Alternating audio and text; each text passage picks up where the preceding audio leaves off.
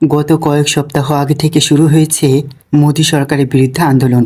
সংঘাত, মারামারি, বিভেদ এগুলো হচ্ছে আন্দোলনের বুলি।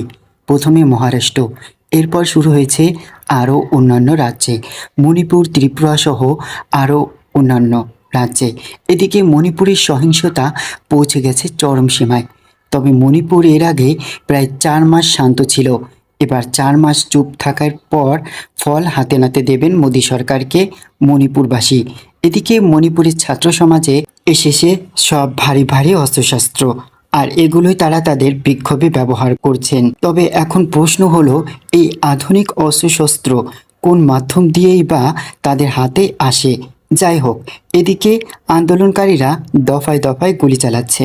সেখানে থাকা আইন শৃঙ্খলা বাহিনীর মধ্যে এর ফলে অনেকে হারিয়েছেন প্রাণ। এদিকে কেন্দ্রের রাজ্য সরকারকে দ্রুত পদত্যাগ করতে রাস্তায় নেমেছেন